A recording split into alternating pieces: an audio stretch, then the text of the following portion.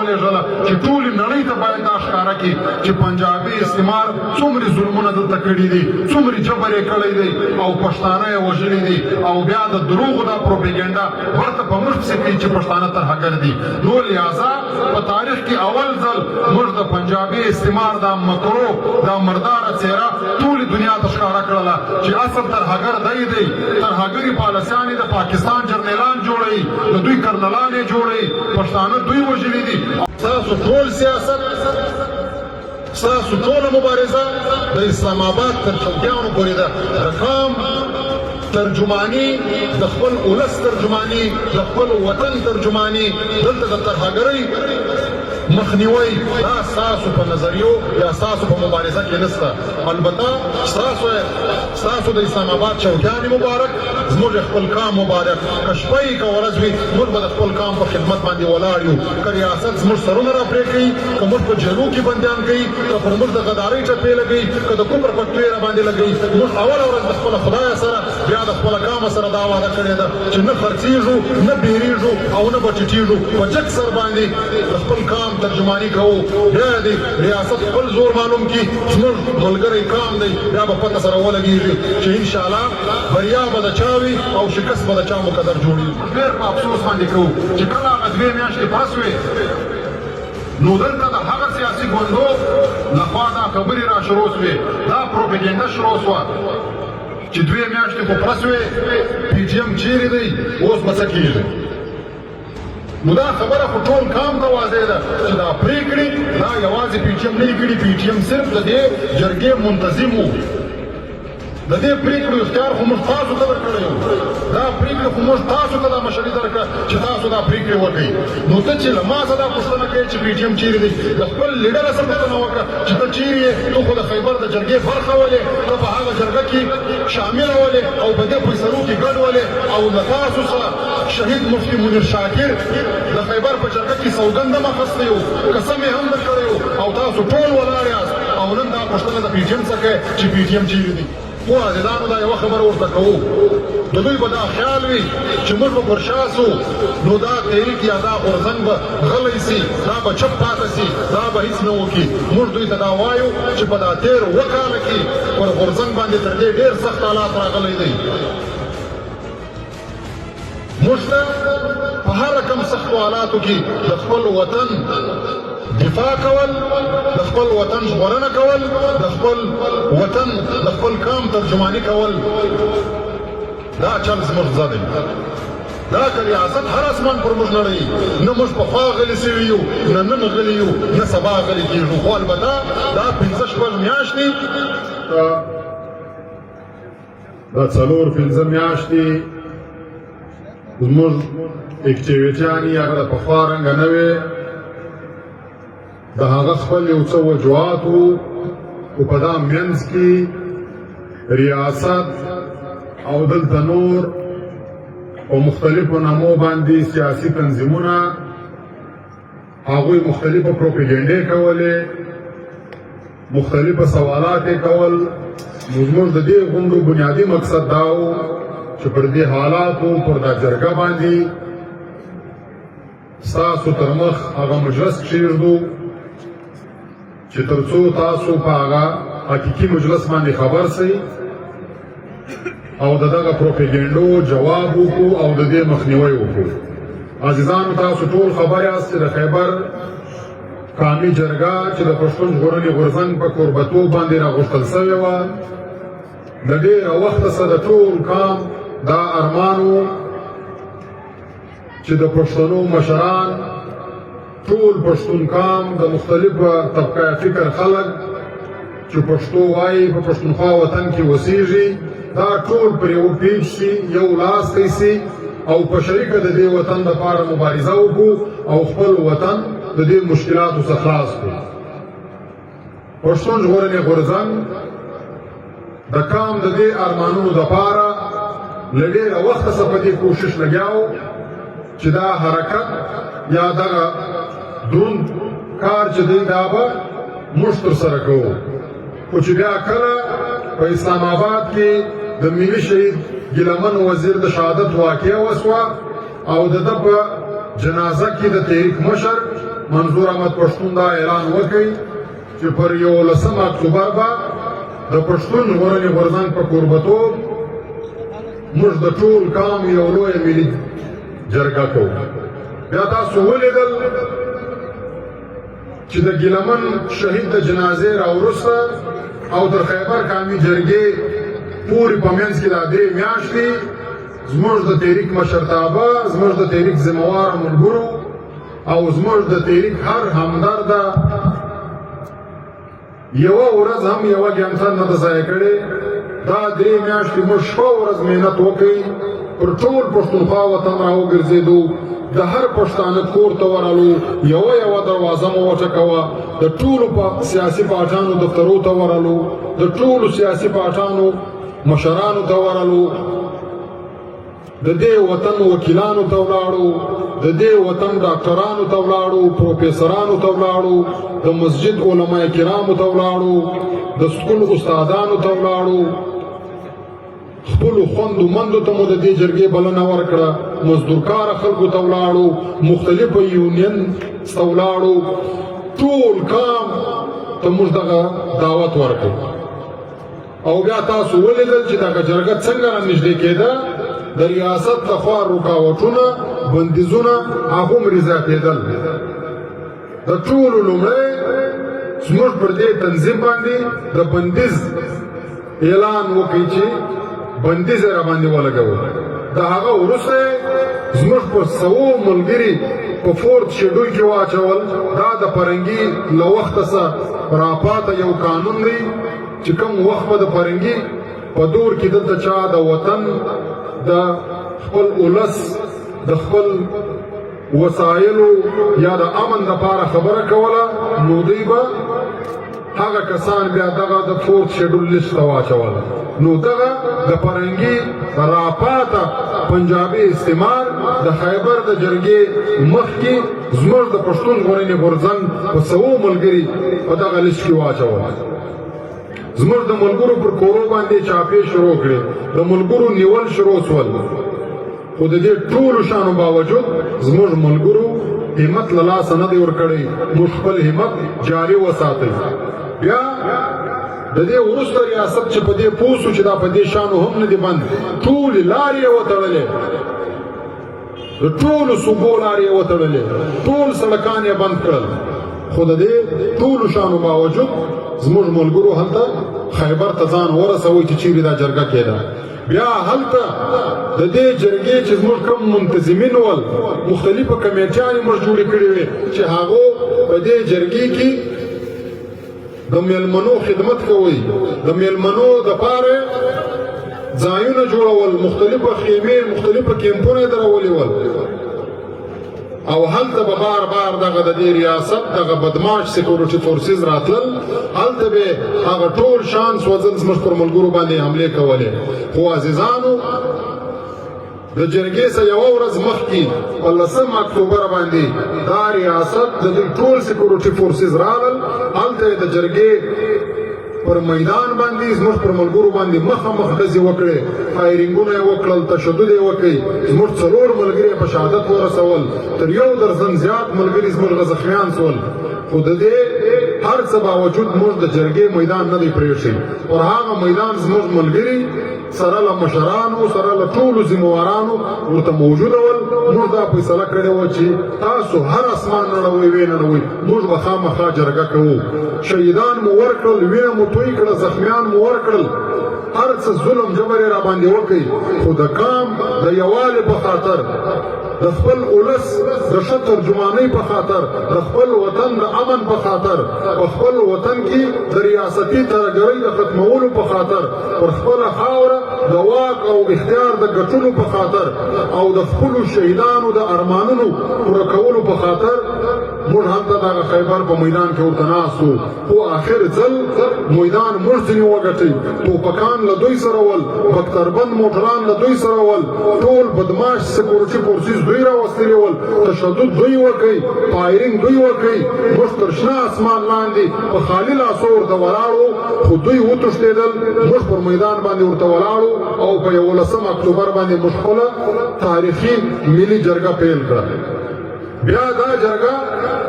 چې دا کله دغه د ډیورین کرښه د دې تاریخي ملت پر ذکر باندې تیره سوې ده او دا خاوره دلته محکومه پاته سوې ده د هغه ورځې راواخله بیا تر نن ورځې پورې پر دا محکوم افغان وطن یا پر دا محکومه خاوره باندې د پښتنو دومرې لویه تاریخي جرګه نه ده سوې دا په تاریخ کې اول ځل پښتون ژغورنې غورځنګ پر دې محکومه خاوره باندې د پښتنو دومرې لویه تاریخي جرګه وکړه چې د بي بي سي رپورټ دا دی چې 14 لکه کسان دلته د خیبر په جرګه کې سره رايوځای سوي وو بیا دې ټولو کسانو ته د دې ټولو سیاسي ګوندو مشرانو ته د دوی راغلو نمایندګانو ته او د ټول پښتونخوا وطن د مختلفو علاقو د مختلفو کلو څخه چې دا کم پښتنو مشران راغلي ول د مختلفو طبقاتو خلک راغلي ول دې ټولو ته موږ په یو لوی سکرین باندې د پنجابي استعمار ټول ظلمونه ورښکاره کړل سره له ثبوته چې دې پنجابي استعمار څومره بې ګناه پښتانه افغانان وژلي دي دا ټول ریکارډ موږ په ټلویزیون باندې ټول کام ته ورښکاره کوي او زموږ د کام څومره ژوندي انسانان ورک دي دا ټول ریکارډ موږ ورښکاره کوي زموږ په وطن کې څو د ترهګرۍ پیښې سوي دي دا ریکارډ مو ورته کښېښوئ زموږ په وطن کې څو بمي چاودنې سوي دي دا ریکارډ مو ورته کښېښوئ زموږ په وطن کې په ریاستي ترهګرۍ کې چې څومره زموږ ځوانان زموږ د کام وګړي دا ژوبل سوي دي زخمیان سوي دي دا ټول ریکارډ موږ ورته کښېښوئ زموږ د کام د پښتنو څومره مځکې دې ریاست په مختلفو نامو قبضه کړي دي دا ټول ریکارډ موږ ورته کښېښوئ او پښتانه چې په معاشي توګه یا زموږ کوم کاروباري خلک دي چې هغو ته څومره مشکلات جوړ کړي دي دا ټوله ډیټا موږ د دې ټولې جرګې تر مخ کښېښوله او دا په تاریخ کې یو نوی باب و په تاریخ کې اول ځل پښتنو د خپلو شهیدانو د خپلو زخمیانو په خپل وطن کې د ټولو ترهګرۍ پیښو یو مکمله ډیټا د ثبوت سره رايوځای کړې وه او دا موږ ټول کام ته کښېښوله د پښتون ژغورنې غورځنګ تر مخه په پښتانه کې هیچا دا کار نه دی کړی چې د دې کام ټوله ډیټا یې راټوله کړې دا کار اول ځل زموږ ملګرو وکړي او زموږ ملګرو داسې په اسانه دا کار نه دی کړی د سر په بدله باندې زموږ ملګرو دغه کار وکړي چې دغه ډیټا موږ راټوله کړه او دا ډیټا یوازې د خیبر په جرګه کې چې کوم راغلي سیاسي ګوندونه مشران دوی ته موږ نه دی ایښی دا موږ ټولې نړۍ ته دا کښېښوله چې چیرې هم په دنیا کې د پښتون ژغورنې غورځنګ ملګري ول زموږ تنظیم و هغو ته موږ ولېږله چې ټولې نړۍ ته باید دا ښکاره کړي چې پنجابي استعمار څومره ظلمونه دلته کړي دي څومره جبر یې کړی دی او پښتانه یې وژلي دي او بیا د دروغو دا پروپیګنډا ورته په موږ پسې کوي چې پښتانه ترهګر دي نو لہذا په تاریخ کې اول ځل موږ د پنجابي استعمار دا مکرو دا مرداره څېره ټولې دنیا ته ښکاره کړله چې اصل ترهګر دی ترهګري پالیسیانې د پاکستان جرنیلان جوړوي د دوی کرنلان یې جوړوي پښتانه دوی وژلي دي او بیا په جهان کې برته زموږ نوم بدنامه کوي چې پښتانه ترهګر دي خو عزیزانو د دې ټولو هلو ځلو د دې ستړو باوجود چې 3 ورځې د خیبر جرګه وسوه بیا د هغه جرګې د نظم مطابق موږ دغه ټول مشران د ټولو سیاسي ګوندو مشران را موږ سره کښېنول اختیار مو دوی ته ورکوي چې موږ به حیثیت د کام وګړي موږ ستاسو خدمت وکړي ستاسو د پاره مو دا جرګه را جوړه کړه دا ټول کام مو را غونډ کړي سره کښېمونوئ او د ټول کام مقدمه مو ستاسو تر مخ کښېښوله اوس مشران تاسو یاست فیصلې تاسو وکړئ بیا امر پر موږ باندې وکړئ د هر سخت میدان چې وي د هغه په اول صف کې به موږ ولاړ یو نو بیا دا د ټولو سیاسي ګوندو مشران او د مختلفو علاقو سره راغلي د ولسوالۍ مشران دا سره کښېنستل دوی پریکړې وکړې او هغه پریکړې په 14 اکتوبر د جرګې په 3مه ورځ مشر منظور احمد پښتون د جرګې د سټیجه څخه بیان کړې او 2 میاشتې وخت یې ورکړي چې په 2 میاشتې کې باید تاسو زموږ دغه ټولې غوښتنې ومنئ خو دلته دا یوه خبره موږ ډېر په افسوس باندې کوو چې کله هغه 2 میاشتې پوره سوې نو دلته د هغه سیاسي ګوندو لخوا دا خبرې را شروع سوې دا پروپیګنډه شروع سوه چې 2 میاشتې خو پوره سوې پی ټي ایم چیرې دی اوس به څه کېږي نو دا خبره خو ټول کام ته واضح ده چې دا پریکړې دا یوازې پی ټي ایم نه دي کړي. پی ټي ایم صرف د دې جرګې منتظم و. د دې پریکړو اختیار خو موږ تاسو ته درکړی و. دا پریکړې خو موږ تاسو ته دا مشري درکړه چې تاسو دا پریکړې وکړئ. نو ته چې له ما څخه دا پوښتنه کوې چې پی ټي ایم چیرې دی، د خپل لیډر څخه پوښتنه وکړه چې ته چیرې یې. ته خو د خیبر د جرګې برخه ولې، ته په هغه جرګه کې شامله ولې او په دې فیصلو کې ګډ ولې. او له تاسو سره شهید مفتي منیر شاکر د خیبر په جرګه کې سوګند هم اخیستی و، قسم یې هم درکړی و، او تاسو ټول ولاړ یاست او نن دا پوښتنه د پی ټي ایم څخه کوئ چې پی ټي ایم چیرې دی. نو عزیزانو پکار اوس دا دی چې د دې ټولو سره موږ په شریکه دا پوښتنه وکړو چې تاسو خو ټول د خیبر په جرګه کې ګډون درلودی، تاسو شامل واست او تاسو په هغه اتیا کسیزه کمیټۍ کې چې کومې اتیا کسیزه کمیټۍ د دې جرګې پریکړې وکړې د هغه کمیټۍ برخه واست. بیا تاسو ولې پر شا واست چې په 14 اکتوبر باندې مشر منظور پښتون د دې جرګې پریکړې اعلان کړې، په 14 اکتوبر باندې زموږ د دې وطن د دوو سیاسي پاچانو لیډرانو په ډاون اخبار کې دا بیانونه ورکړي ول چې موږ د دې جرګې د پلانکۍ پریکړو سره نه یو ملګري. نو چې ته نه یې ملګري، تا چې په 14 اکتوبر باندې په هغه خیمه کې ناست وې چې چیرې پریکړې کېدلې، تا به هلته دا مخالفت کوئ، تا به هلته پر دې باندې مجلس کوئ چې دا پریکړې موږ نه منو، دا باید بدلې سي. تا هلته دا پریکړې ومنلې او تا د مفتي منیر شاکر په لاس باندې سوګند واخیستی او سهار دی د پنجابي استعمار د خوشحاله کولو دپاره په ډان نیوز کې دا اخبار بیان ولګوئ چې موږ د دې پریکړو سره نه یو ولاړ. نور منافقت تور وي که سپین وي. نو اصل کې مجلس دغه دی چې ټول سیاسي ګوندونه او ټول د دې جرګې هغه کسان چې هلته موږ په ډېر احترام په ننګې افغاني په پښتانه مینه راغوښتي ول، هلته له موږ سره ناست ول، دا ټول پر شا سول. خو عزیزانو دا یوه خبره ورته کوو،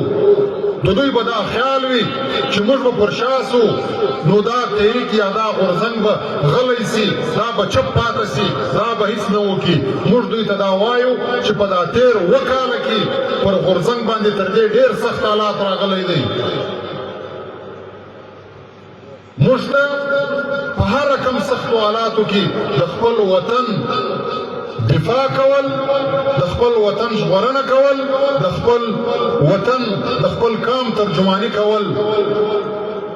دا چل زموږ زده دی. دا که ریاست هر اسمان پر موږ نړوي، نه موږ پخوا غلي سوي یو، نه نن غلي یو، نه سبا غلي کېږو. خو البته دا 5-6 میاشتې د پښتونولۍ د افغانیت د دود دستور په خاطر موږ تاسو ته انتظار وکړئ، ځکه موږ په دې پوهېدو چې تاسو خو په دې سخت کار کې د وطن په دې خدمت کې له موږ سره ملګرتیا نه کوئ. خو که موږ چیرې په یوازې سر باندې دا کار پیل کړی وای، بیا به همدغه خلکو په موږ پسې پروپیګنډه کوله چې دا خو په یوازې سر باندې لګیا دي، دا کار یې په مخه اخیستی دی، د هېچا سره یې صلاح او مشوره نشته، بیا به یې دا پروپیګنډې کولې. نو موږ ځکه تاسو راوغوښتاست او 5-6 میاشتو وخت مو درکړئ. خو البته اوس ټول کام په دې وپوهېدئ چې ستاسو ټول سیاست، ستاسو ټوله مبارزه د اسلام آباد تر چوکیانو پورې ده. د کام ترجمانی، د خپل ولس ترجمانی، د خپل وطن ترجمانی، دلته د ترهګرۍ مخنیوی دا ستاسو په نظریو یا ستاسو په مبارزه کې نشته. البته ستاسو د اسلام آباد چوکیانې مبارک، زموږ خپل کام مبارک. که شپه وي که ورځ وي، موږ به د خپل کام په خدمت باندې ولاړ یو. که ریاست زموږ سرونه راپرې کوي، که موږ په جیلو کې بندیان کوي، که پر موږ د غدارۍ ټپې لګوي، که د کفر پتوې را باندې لګوي، موږ اوله ورځ د خپله خدایه سره بیا د خپله کامه سره دا وعده کړې ده چې نه خرڅېږو، نه بیریږو او نه به ټیټېږو، په جګ سر باندې د خپل کام ترجمانی کوو. بیا دې ریاست خپل زور معلوم کړي، زموږ ملګری کام دی، بیا به پته سره ولګېږي چې انشاءالله بریا به د چا وي او شکست به د چا مقدر جوړېږي. خو البته عزیزانو دا صرف یو کوچنی وضاحت چې ستاسو تر مخ مو ایښوی نور به تاسو وسلې نه بایلئ ستاسو کامي غورځنګ ستاسو کامي تحریک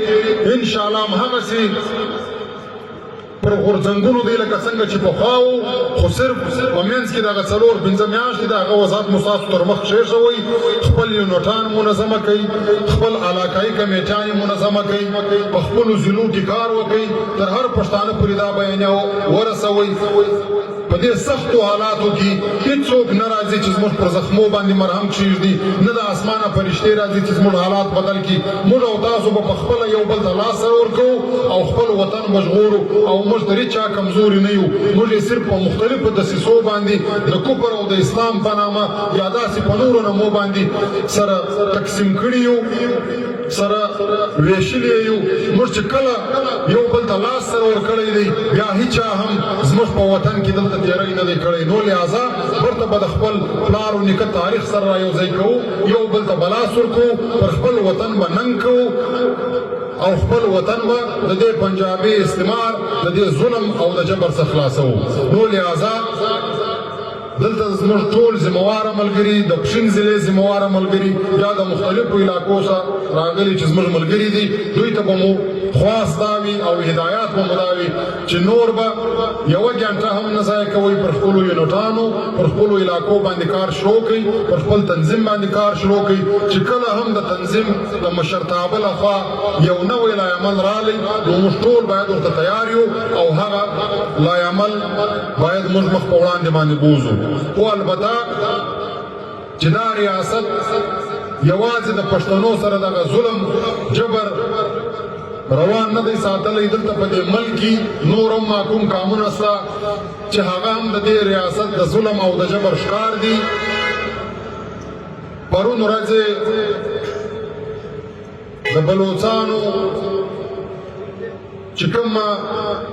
د بلوچ یکجهتي کمیټۍ په نامه د دوی یو تحریک دی د هغوی د ملګرو پر کورو باندې چاپې ولیدي چې په ډېر لوی تعداد باندې د هغوی ملګري نیولي دي بیا د دوی د دغه ظلم او غیر آئیني حرکت په خلاف نن ورځ په کوټه ښار کې د بلوڅانو فورم نه احتجاج و خو دوی پر هغه احتجاج باندې مخامخ ډزې کړي دي فایرینګ یې پر کړی دی چې اطلاعات دا دي چې تر اوسه پورې 15 بلوڅان چې دي هغه په شهادت رسېدلي دي او تر 20 زیات زخمیان دي موږ پښتون تحفظ مومنټ د ریاست د دې ظلم د دې جبر په شدیدو ترینو الفاظو باندې مذمت کوو او د خپلو بلوڅانو ورونو سره په دغه سختو حالاتو کې ولاړ یو دوی به یوازې نه پرېږدو او البته پر دې موقع باندې ټولو محکومو قومو ته دا یو پیغام ورکوو چې 80 کاله تېر شول په مختلفو نامو په مختلفو بهانو باندې دا ریاست دا محکوم کامونه داسې یرغماله ساتلي دي زموږ پر وطن باندې مسلط دی نو لہذا اوس وخت راغلی دی چې ټول محکوم کامونه یو بل ته لاس ورکو او په شریکه باندې د دې ظالمانو د دې جابرانو سره خپل ځان خپل کام او خپل وطن خلاص کو بیا به دلته پر امنه پر سکونه ژوند وي نو لہذا موږ د پنجابي استعمار د دې ظلم یو وار بیا په سختو الفاظو باندې غندنه کوو او د خپلو بلوڅانو ورونو سره ولاړ یو او د ریاست لخوا چې پر هر محکوم قوم باندې ظلم کیږي موږ به د هغه غندنه کوو او د هغه محکومو کامو سره به ولاړ یو